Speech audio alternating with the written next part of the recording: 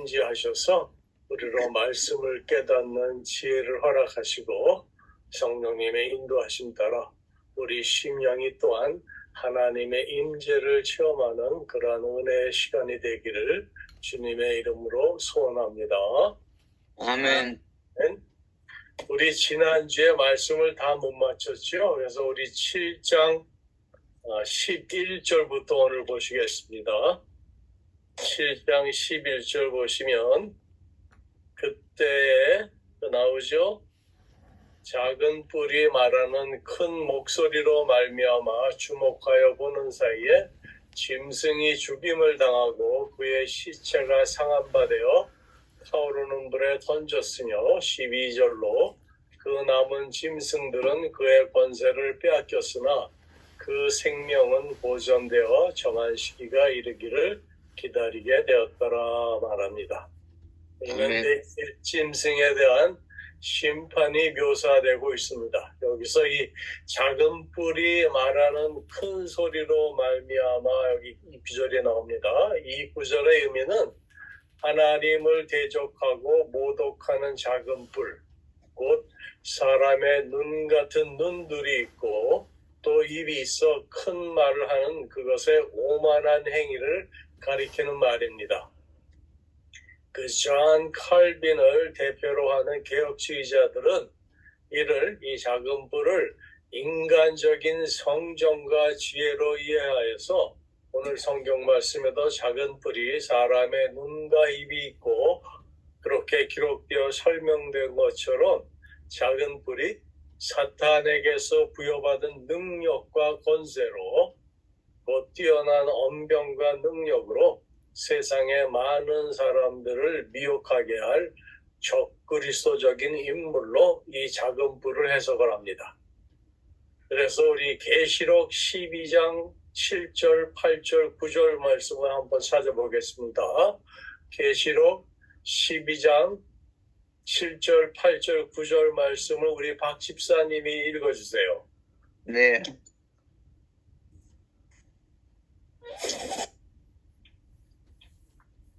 한 번만 더 말씀해 주세요.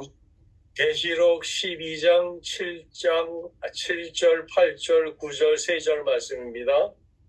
하늘에 전쟁이 있으니 미가엘과 그의 사자들이 용과 더불어 싸울세 용과 그의 사자들도 싸우나 이기지 못하여 다시 하늘에서 그들이 있을 곳을 얻지 못한지라. 큰 용이 내쫓기니 옛 뱀 곧 마귀라고도 하고 사탄이라고도 하며 온 천하를 꿰는 자라. 그가 땅으로 내쫓기니 그의 사자들도 그와 함께 내쫓기니라. 아멘. 네.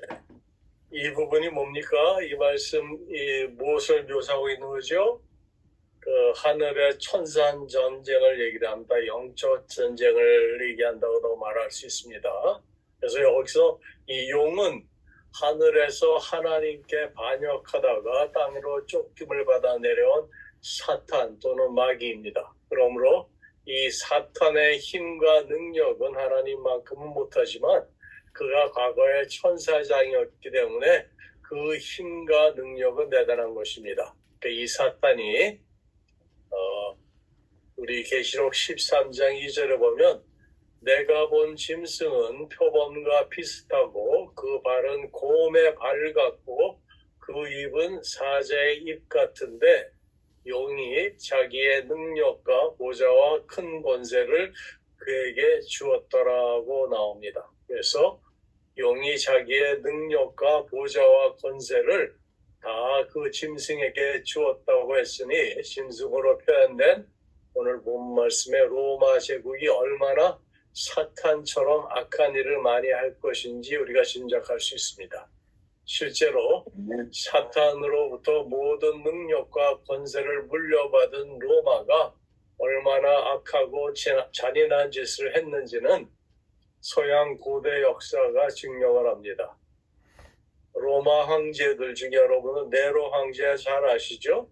그 네로로부터 시작된 기독교 박해는 네로를 위시해서 여러 황제들의 박해로 수많은 기독교인들이 비참하게 처형되었습니다.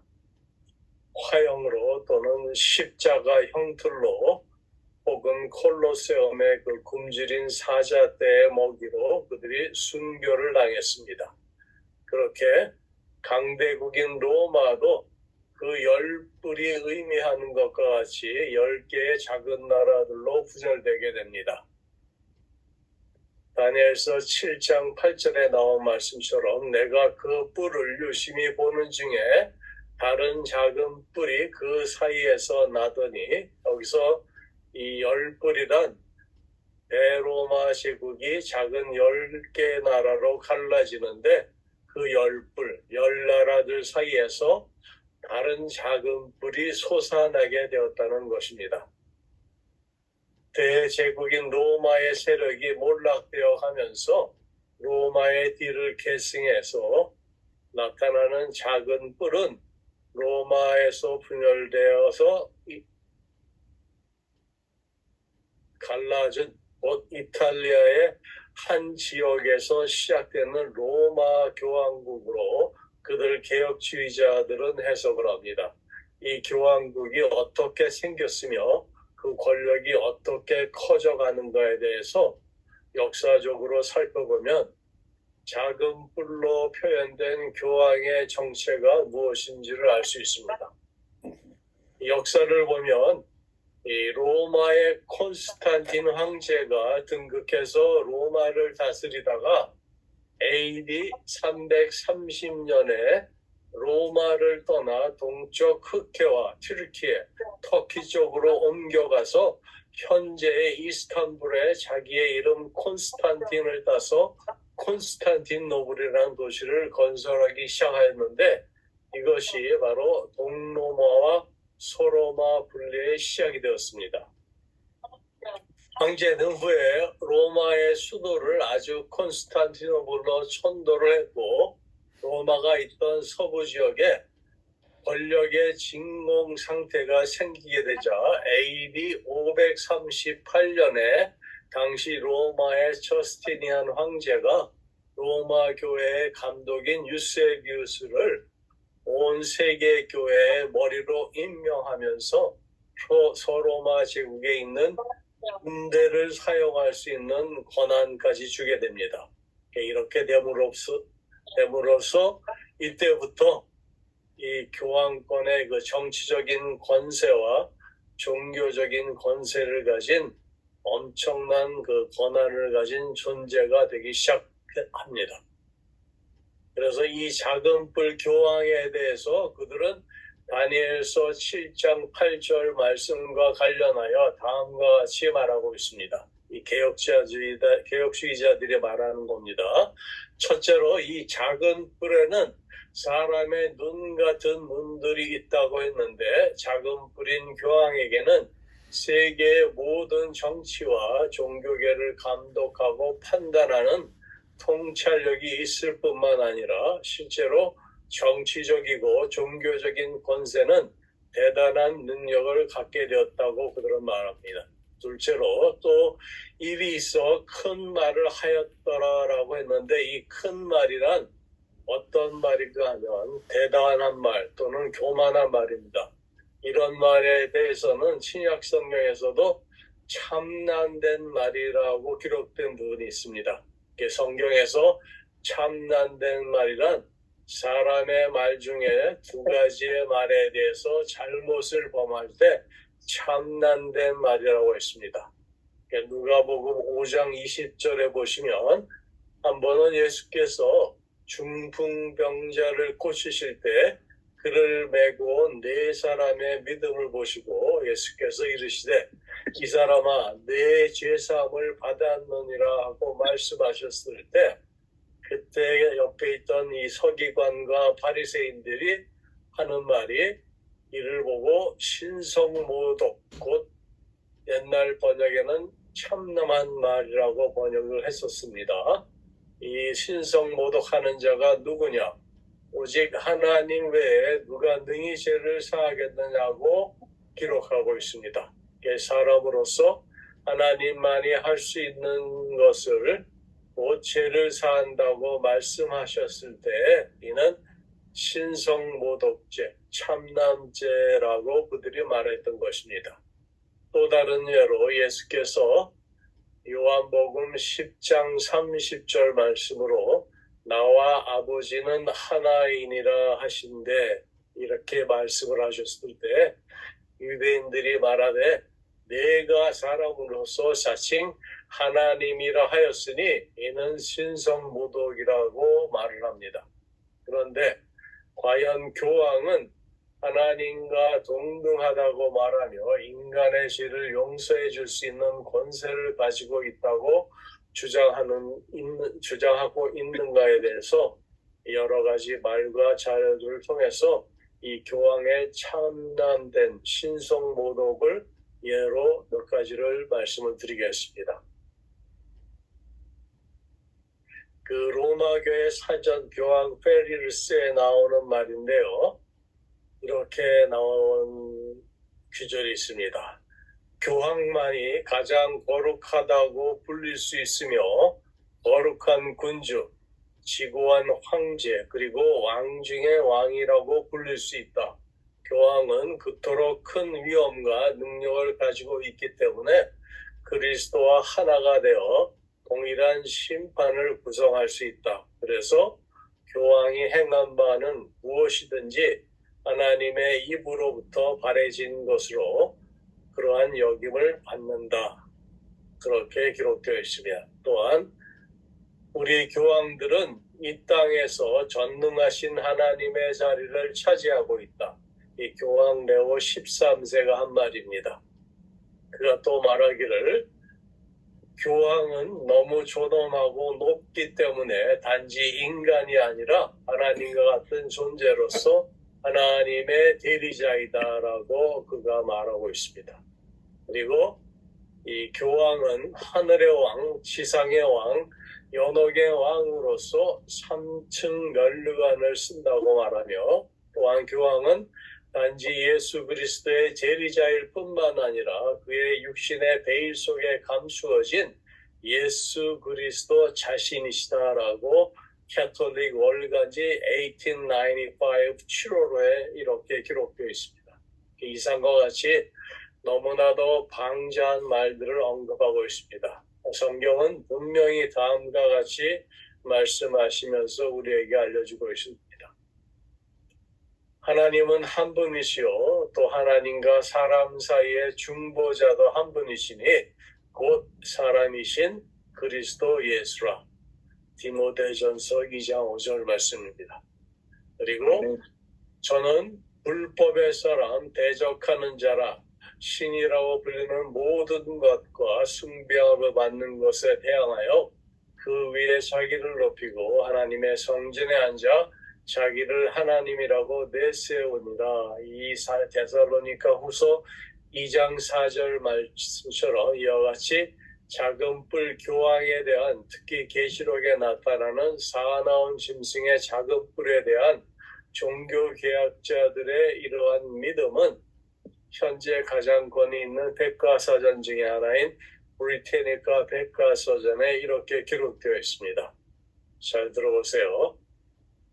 이러한 사상, 곧 작은 뿔을 그들은 교황이라 생각함이 마르틴 루터와 다른 종교개혁자들로 하여금 교황권에 대항하는 운동을 주도하게 만든 가장 강력한 힘의 원천이 되었다라고 적혀 있습니다.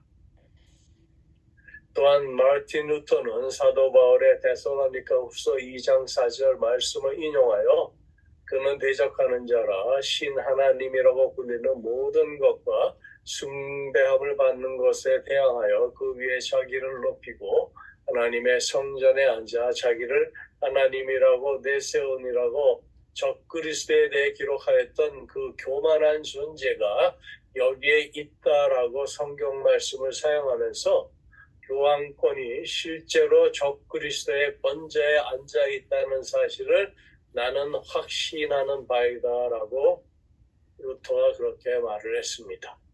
그리고 존 칼빈은 나는 교황이 그리스도의 대리자라는 사실을 부인한다. 그는 적그리스도이다. 나는 그가 교회의 머리라는 사실도 부인한다. 왜냐하면 그리스도께서 교회의 머리 되심과 같음이니 이렇게 그는 말하면서 에베소서 5장 23절 말씀을 인용하여 이는 남편이 아내의 머리 되니 그리스도께서 교회의 머리 됨과 같음이니 그가 바로 몸의 구주시니라는 이 성경 말씀이 있기 때문이라고 그는 주장을 했습니다. 이처럼 종교 개혁자들은 악령의 수장인 용, 사탄이 바다에서 올라온 강력한 짐승인 로마 제국에게 자기의 모든 권세를 주어서 성도와 교회를 크게 핍박하여 수많은 사람들을 죽음에 몰아넣었다고 주장했으며 이것을 계시록 13장 4절 보세요. 13장 4절 보시면 용이 짐승에게 권세를 주므로 용에게 경배하며 짐승에게 경배하여 이르되 누가 이 짐승과 같으뇨 누가 능히 이와 더불어 싸우리여 하더라. 이 말씀을 이용해서 용의 모든 권세를 받은 짐승 이 로마 제국은 작은 뿔 교황을 일으켜서 교황권의 세력을 부여하였는데 그 권력이 점점 크게 강대해지더니 교황권은 교회의 암흑기 중세 기간 동안 수천만 명의 많은 그리스도인들을 비참하게 죽이고 말았다고 그들은 믿었습니다. 이러한 개혁주의자들의 주장은 근대 개신교에서 만연하게 받아들여졌던 역사적인 관점입니다. 그런데 오늘 말씀을 보니 이 짐승이 죽임을 당하고 그의 시체가 상한바되어 타오르는 물에 던져졌으며 라고 다니엘이 기록하고 있습니다. 여기서 이 기절은 심판의 때에 짐승, 곧 로마 제국과 이에서 태동된 열불, 즉 적그리스도 출현 이전의 세계 제국들과 그 후에 나타나는 작은 뿔, 적그리스도의 세상 종말의 시기에 그의 완전한 멸망을 상징하는 말씀입니다. 그래서 이는 하나님의 심판의 엄중성과 악에 대한 하나님의 완전한 승리를 의미합니다. 한편 죽임을 당한 뒤에 시체의 상태로 그가 불에 던지었다는 사실은 악인이 죽음의 고통과 함께 사후에 겪을 고통까지도 강조하여 예시하고 있는 부분입니다. 그 다음 절을 보세요. 그 남은 짐승들은 그의 권세를 빼앗겼으나 그 생명은 보존되어 정한 시기가 이르기를 기다리게 되었더라. 여기서 그 남은 짐승은 작은 뿔에 의해 종속되었던 나머지 제국들을 의미하는 것이 아니라 이미 넷째 짐승에 앞서 언급된 새 짐승을 가리킨다고 봅니다. 이러한 사실은 그들 나라들이 비록 그 뒤의 나라들, 최종적으로 넷째 짐승과 같은 영원한 심판적 형벌은 당하지 않았다는 의미에서 유추할 수가 있는데 이것은 우리가 그 다니엘 2장의 신상에 관한 환상 중에서 그 신상들이 차례로 파괴된 것이 아니라 그 손대지 아니한 돌, 뜨인 돌에 의해 동시에 파괴된 사실에서 우리가 알 수 있습니다. 한편 그 나라들이 보존된다는 의미는 작은 뿔, 곧 적그리스도의 심판 이후까지 그들이 남아있게 된다는 뜻이 아니라 단지 그 멸망의 정도에 있어서 작은 뿔보다는 심하지 않으며 그 기간 동안 순간적인 작은 뿔의 갑작스러운 멸망에 비교해서 그들의 죽음은 다소 연장된다는 것입니다. 우리 13절 보세요. 13절, 14절 우리 곽 장로님이 읽어주실래요? 1장 13절에 다니엘서 7장 13절, 14절.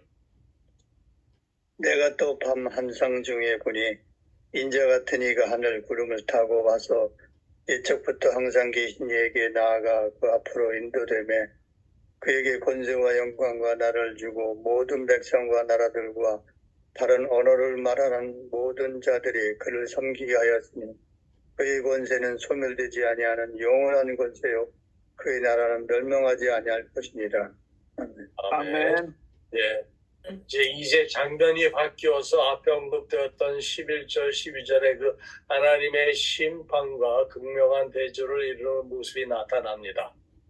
인자, 곧 예수 그리스도에 의해 성취될 하나님 나라의 인재가 예시되고 있습니다. 언젠가는 인간이 다스리는 나라가 아닌 손대지 아니한 돌의 나라, 즉 메시아의 나라가 온다는 것입니다. 그리고 2장의 그 큰 신상의 종아리, 철의 나라와 발과 열 발가락의 나라 사이에는 성경이 말하는 이방인의 때, 즉 교회 시대가 있습니다. 이는 복음이 이방 세계, 곧 전 세계로 확산되는 시기입니다. 역사적으로 우리가 살고 있는 지금이 교회 시대의 연장 시기입니다. 여기서 앞으로 우리가 미래의 예언의 말씀들을 이해할 때 이스라엘의 역대적 그 역사관을 우리가 유대적인 그러한 그 사람들의 역사관을 놓치지 말아야 합니다. 이는 다른 말로 요한계시록을 이해하는 데 있어서 교회와 이스라엘을 함께 다루어야 한다는 말이기도 합니다. 앞에 언급되었던 신상 종아리의 시대, 로마 시대까지는 역사적으로 지나간 과거 시대입니다. 성령 강림으로 발생한 초대교회와 성경에는 많이 언급되어 있지 않은 중세 근대 교회사가 있습니다. 교회 시대 이후에 발생하는 앞으로 올 미래 시대의 환란과 심판의 시기가 있습니다. 우리가 살고 있는 이 시대가 지나고 나면 마지막 오는 시대는 환란과 심판의 시기를 거쳐 메시아가 다스리는 시대가 온다는 것입니다. 그것을 다니엘서 2장 44절 말씀이 간단하게 정리해서 설명하고 있습니다. 우리 2장 44절 말씀 잠깐만 보세요. 이 여러 왕들의 시대에 하늘의 하나님이 한 나라를 세우리니 이것은 영원히 망하지도 아니할 것이요 그 국권이 다른 백성에게로 돌아가지도 아니할 것이요 도리어 이 모든 나라를 쳐서 멸망시키고 영원히 설 것이라 합니다. 바로 이 말씀이 오늘 지금 읽은 그 말씀과 상통하는 말입니다. 그래서 이 모든 나라를 쳐서 멸망시키고 영원히 설 것이라 말합니다. 이 시대가 바로 이 땅에 이루어질 계시록에 나타나는 천년 왕국 시대요. 재림하실 예수 메시아의 왕국입니다. 이 시대가 반드시 온다는 것입니다. 13절 보시면 내가 또 밤 환상 중에 보니 인자 같은 이가 하늘 구름을 타고 와서라고 나오죠. 여기서 이 인자 같은 이는 그 히브리어로 벤 아담이라고 말을 하는데 이 성경에 등장하는 최초의 인간이자 남성 곧 히브리 성경 구약 창세기에 나오는 최초의 하나님과의 언약한 사람 이게 누구죠? 아담이죠. 예. 그래서 그 사도 바울도 예수님을 첫 아담이란 말을 하죠. 그래서 이 인자 같은 이가 바로 이 벤 아담과 동일한 이 말이 구약에서 인간이 아닌 신적 존재로 쓰여진 용례가 이곳 다니엘서밖에는 없습니다. 곧 이 말은 본 구절의 인자는 인간 같은 신적 존재로 구름을 타고 오시는데 이것이 계시록 1장 7절 말씀에 다시 반복되어 나타납니다. 우리 계시록 1장 7절 말씀 잠깐 보세요. 우리 박 권사님이 1장 7절 말씀 한 절 읽어주세요.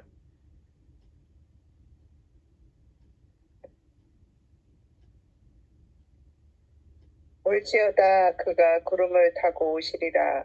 각 사람의 눈에 그를 보겠고 그를 찌른 자들도 볼 것이요 땅에 있는 모든 족속이 그로 말미암아 애곡하리니 그러하리라. 아멘.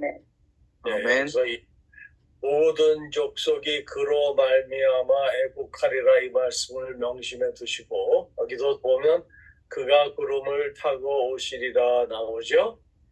이 말씀과 결합해서 인자 같은 이는 메시아적 호칭으로 쓰여진 것으로 메시아 대신 예수 그리스도께서도 본 구절을 자신에 대한 예언으로 인정하신 바가 있습니다. 그것이 마태복음 24장 30절 말씀입니다.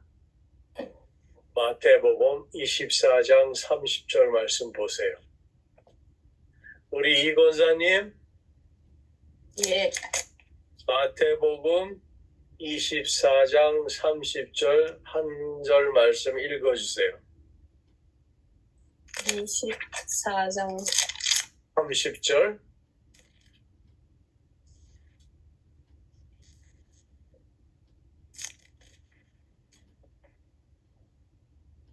(24장 30절) 말씀입니다. 그때 인자의 징조가 하늘에서 보이겠고 그때 땅의 모든 족속들이 통곡하며 그들이 인자가 구름을 타고 능력과 큰 영광으로 오는 것을 보리라. 아멘. 여기도 똑같이 인자가 하늘에서 보이겠고 그랬죠. 그러면서 땅의 모든 족속들이 통곡하며라고 나옵니다. 여러분들, 예수님이 재림하시면 우리 이 땅에 있는 모든 성도들은 기뻐해야 됩니까? 통곡해야 됩니까? 이게 중요한 질문인데요. 오늘 지금 두 구절 읽은 말씀 분명히 모든 족속이, 저 땅에 있는 모든 족속이 예수님이 재림하시는 것에 대해서 그로 말미암아 애곡한다고 말합니다. 계시록에도 나오고 이것이 예수님께서도 친히 마태복음 24장 30절로 그렇죠? 땅의 모든 족속들이 통곡한다고 나와요. 왜 그렇습니까? 우리 이장로님한테 제가 한번 여쭤보겠습니다. 예수님 재림을 우리가 지금 사모하고 기다리고 있잖아요. 근데 왜 성경에는 땅에 있는 모든 사람들이 통곡한다고 그랬을까요? 잘 모르겠어요. 우리 마태복음 24장 30절 읽었죠? 그러면 31절 잠깐 보세요. 31절 보시면 저가 큰 나팔 소리와 함께 천사들을 보내리니 그들이 그의 택하신 자들을 하늘 이 끝에서 저 끝까지 사방에서 모으리라 나오죠? 이 말씀이 무슨 말입니까?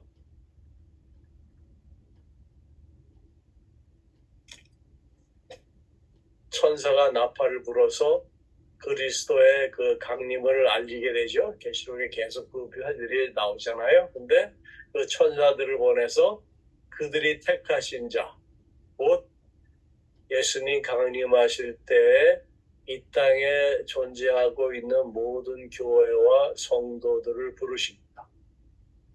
그래서 그들이 휴거를 받습니다. 그러니까 위에 30절의 말씀은 휴거된 다음에 이 땅에 남아있는 사람들을 말하는 거예요. 그러니까 앞으로 우리가 계시록에 이 말씀이 나오면 그때 상황이 어떤 상황에서 이런 말씀을 하시는지 이해를 하셔야 됩니다.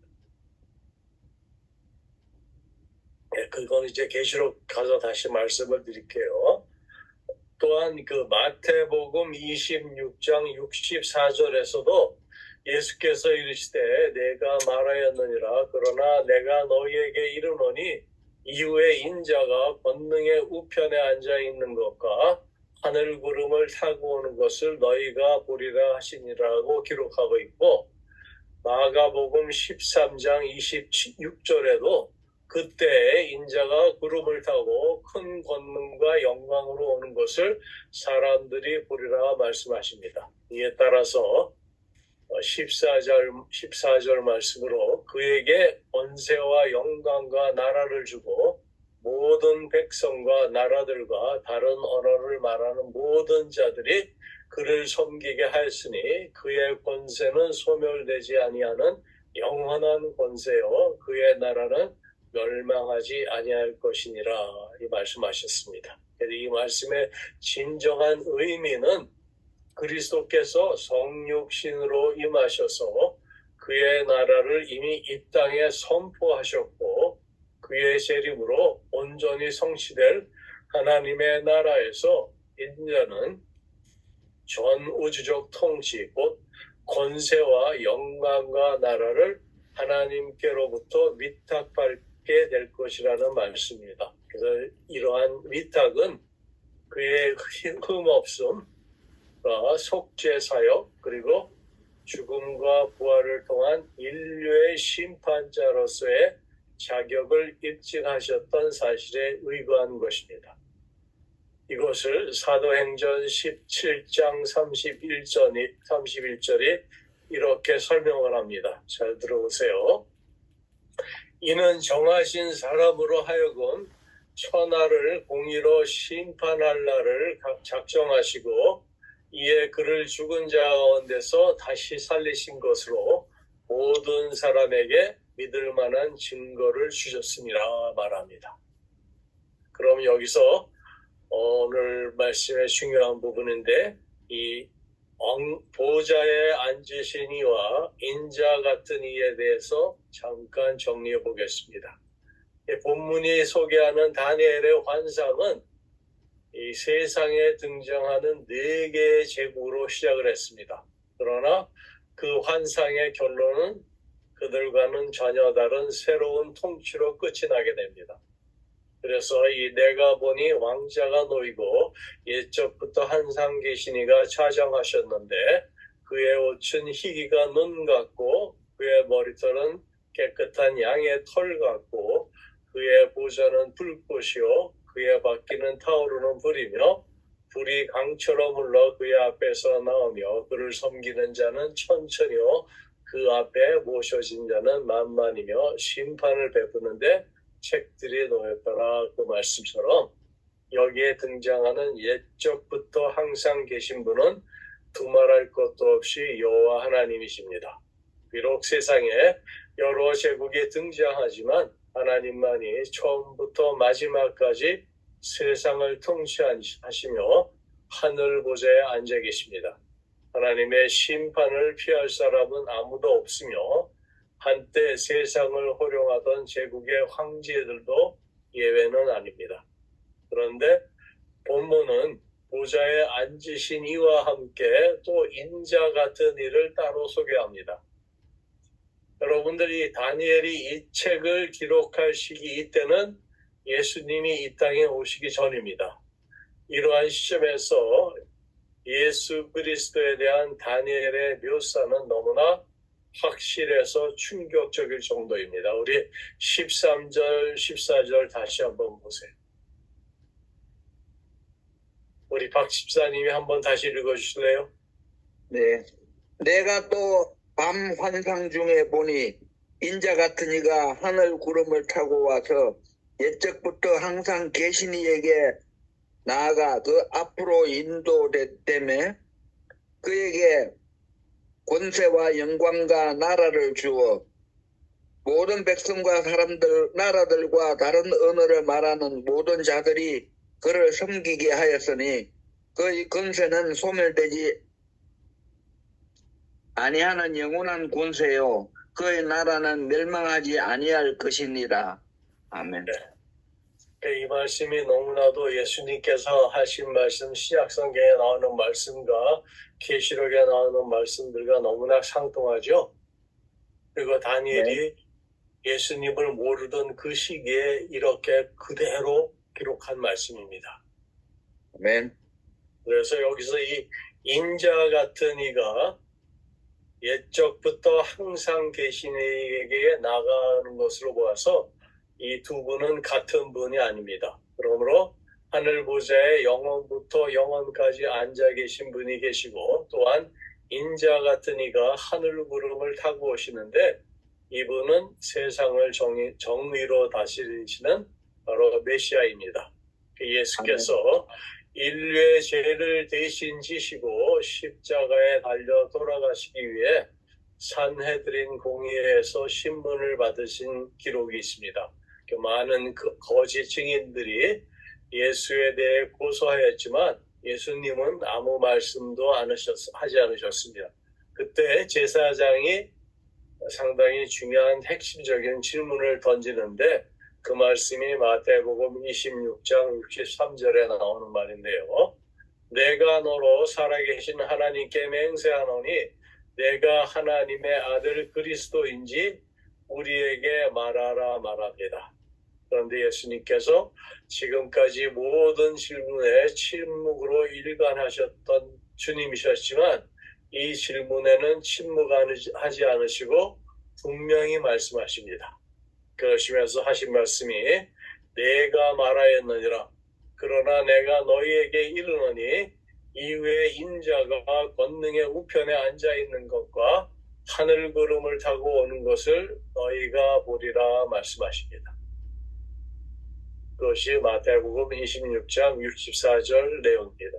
다니엘은 바벨론 제국이 세상을 다스리는 그러한 시대를 살았습니다. 그리고 역사의 소용돌이는 계속되어서 페르시아, 그리스, 로마 제국에 의해 온갖 죄악이 세상에 범람하여 관영하게 됩니다. 그러나 다니엘의 환상은 보좌에 앉으신 하나님께서 그들을 분명히 심판하실 것이요 또한 오실 메시아를 통하여 이스라엘 백성뿐만 아니라 전 인류를 구원하시리라는 예언의 말씀을 주십니다.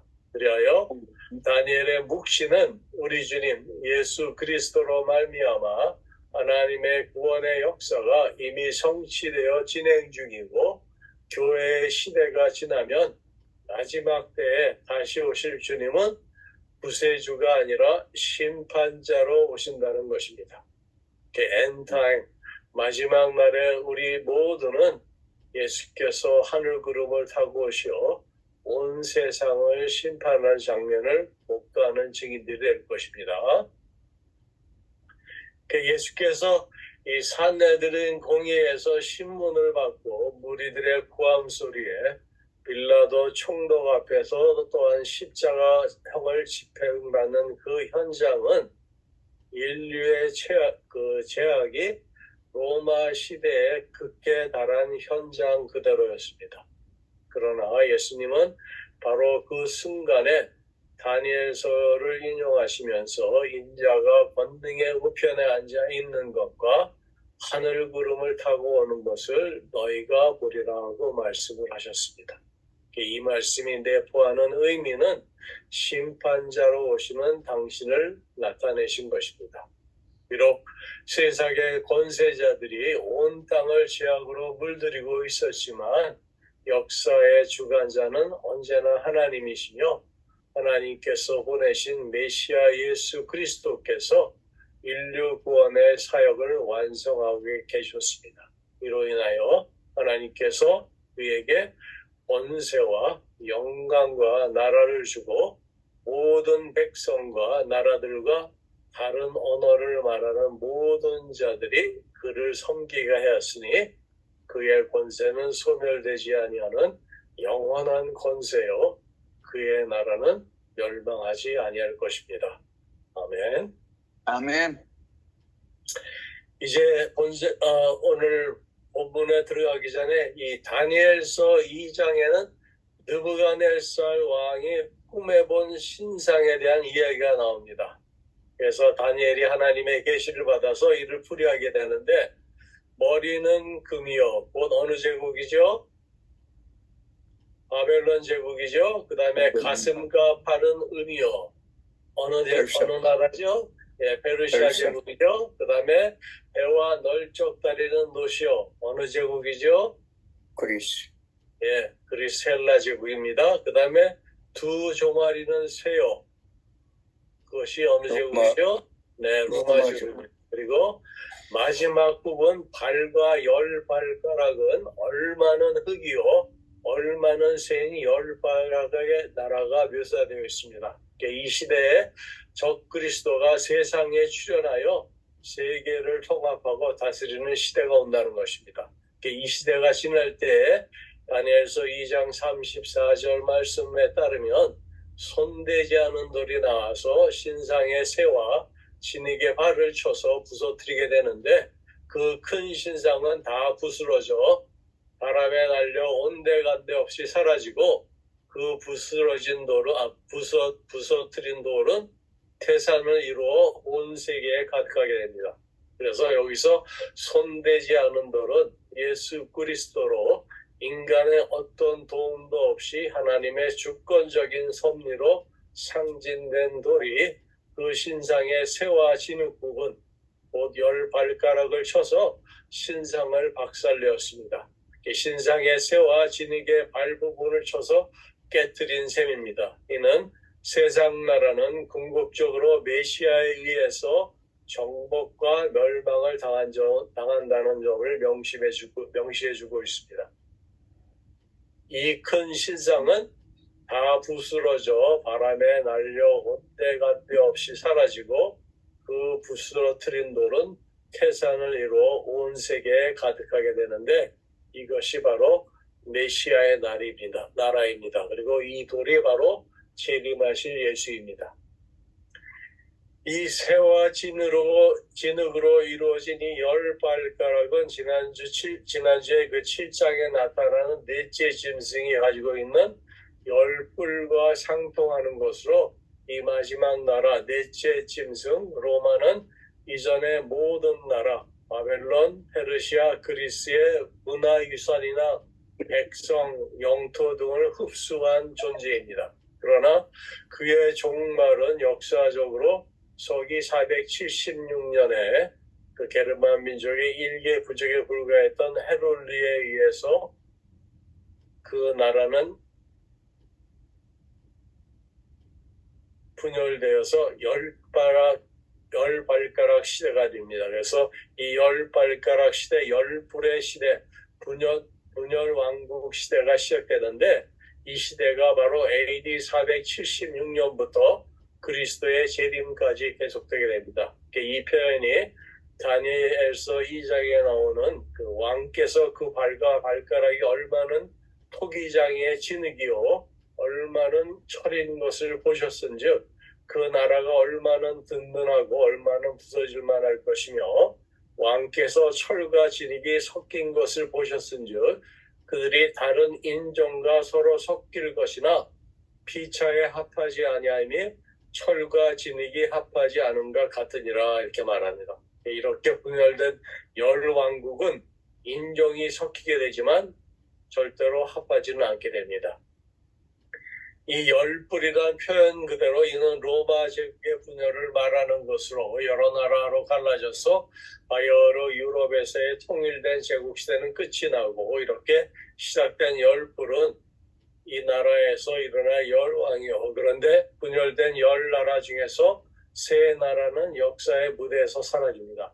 그때 이 세 뿔이 뽑힌 뒤에 한 뿔이 나타납니다. 그런데 그 뿔에는 눈도 있고 큰 말을 하는 입도 있고 그 모양이 그의 동류보다 더 커 보이더라. 이것이 오늘 말씀의 19절에서 20절의 내용입니다. 우리 19절, 20절 곽찬호님 좀 읽어주실래요? 7장 19절, 20절. 이에 내가 넷째 짐승에 관하여 확실히 알고자 하였으니 곧 그것은 모든 짐승과 달라서 심히 무섭더라. 그 이는 죄요 그 발톱은 노시니 얻고 부서뜨리고 나머지는 발로 밟았으며 또 그것의 머리에는 10뿔이 있고 그 위에 또 다른 뿔이 나오며 세 뿔이 그 앞에서 빠졌으며 그 뿔에는 눈도 있고 큰 말을 하는 입도 있고 그 모양이 그의 동류보다 더 커 보이더라. 네, 이 말씀이 충분히 이해가 다 되시죠? 이제 우리 15절로 돌아가겠습니다. 7장 15절 보세요. 나 다니엘이 중심에 근심하며 내 머릿속에 환상이 나를 번민하게 한지라 합니다. 여기서 그 마음에 근심하여 번민케 하게 된 이유가 뭐라고 여러분들 생각하세요? 다니엘이 그 환상을 보고서 그 환상에 대한 모든 그 예언의 모습, 말씀들이 그로 하여금 번민케 하였는데 그 느부갓네살들도 이 꿈에 이러한 환상을 보고선 번민했다는 그런 기적이 있습니다. 그것이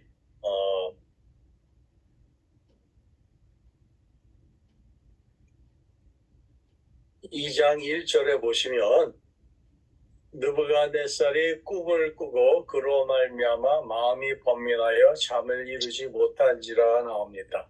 그와 같이 다니엘도 똑같이 이러한 그 2장의 느부갓네살 왕의 꿈에서 본 그 큰 신상으로 인하여서 성취된 세계 제국의 흥망성쇠에 대한 확고한 그러한 예언이었던 것으로 그의 근심과 번민은 여전히 28절에서 우리 보세요. 28절에 오늘 말씀 28절 보시면 그 말이 이에 그친지라 나 다니엘은 중심에 번민하였으며 내 얼굴빛이 번하였으나 내가 이 일을 마음에 간직하였노라 나옵니다. 천사의 해석이 끝난 후에도 같은 근심과 번민의 상황에 빠져 있음을 우리가 알 수 있습니다. 단순히 그 환상에 대한 해석을 알지 못한 사실에 기인한 것이라기보다는 그 환상 중에서 나타났던 다니엘이 본 성도들의 당할 고난, 곧 이스라엘 백성 때문이라고 해석해 볼 수 있습니다. 그것을 우리가 이제 7장 16절, 10절 보시면 이제 그 설명하는 부분이 나옵니다. 내가 그 곁에 모여 선자 중 하나에게 나아가서 이 모든 일의 진상을 물으매 그가 내게 말하여 그 일의 해석을 알려주며 이르되 이제 해석이 나옵니다. 그 내 큰 짐승은 세상에 일어날 내 왕이라 지극히 높으신 성도들의 나라를 얻으리니 그 누림이 영원하고 영원하고 영원하리라. 아멘. 다니엘의 질문에 대한 천사의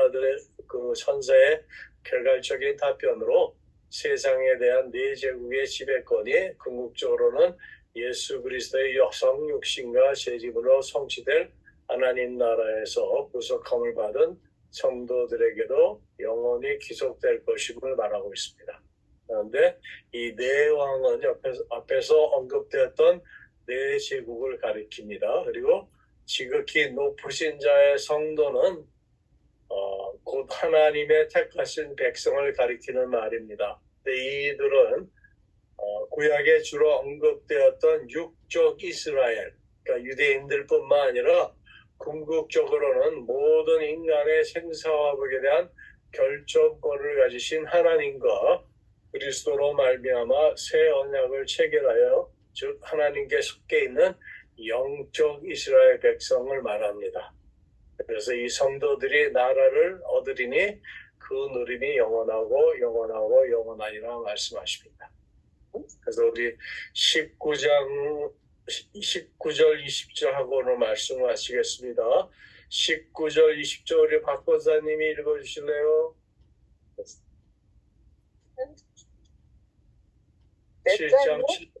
7장 19절 20절. 네. 이에 내가 넷째 짐승에 관하여 확실히 알고자 하였으니 곧 그것은 모든 짐승과 달라서 심히 무섭더라. 그 이는 새요 그 발톱은 노시니 먹고 부서뜨리고 나머지는 발로 밟았으며 또 그것의 머리에는 10뿔이 있고 그 외에 또 다른 뿔이 나오매 새 뿔이 그 앞에서 빠졌으며 그 뿔에는 눈도 있고 큰 말하는 입도 있고 그 모양이 그 동류보다 커 보이더라. 아멘. 이 성도들이 당할 고난의 원인으로 제시된 이 넷째 짐승에 대해서 다니엘의 특별한 관심을 드러내는 부분입니다. 그래서 이 넷째 짐승에 대해서 이 다니엘이 다시 한번 자세하게 물어보게 됩니다. 그래서 21절에 내가 본즉 이 뿔이 성도들과 더불어 싸워 그들에게 이겼더니라는 말씀이 있습니다. 이 말씀이 그걸 잘 설명을 합니다. 그래서 이 말씀은 성도들이 당할 고난과 환난에 대해서 좀 더 자세하게 다음에 이제 설명이 나옵니다. 그거는 다음 주에 살펴보도록 하겠습니다. 이제 우리 잠시 기도하겠습니다. 성령 하나님, 오늘 또 말씀을 통해서 어느덧 하나님의 말씀을 시행하는 중에 시간이 너무나도 빨리 지나갔습니다. 저희들 말씀을 들으면서 그 한마디 한마디가 하나님께서 우리들에게 알려주시고자 하는 지혜이심을 깨닫게 하시고, 혹시라도 이해하지 못하는 부분들이 있으면 또 우리가 그 말씀을 다시 제할 때, 또 성경을 상고할 때에 그 말씀의 깊은 의미들을 다시 한번 깨달을 수 있는 은혜도 허락하여 주시옵소서. 이 시간까지 저희들과 함께 하시고 또 우리들을 늘 안위하시는, 지금도 살아서 역사하시는 우리 주님 예수 그리스도의 이름으로 감사하며 기도드렸습니다. 아멘. 감사합니다. 수고들 하셨네요. 수고하셨습니다.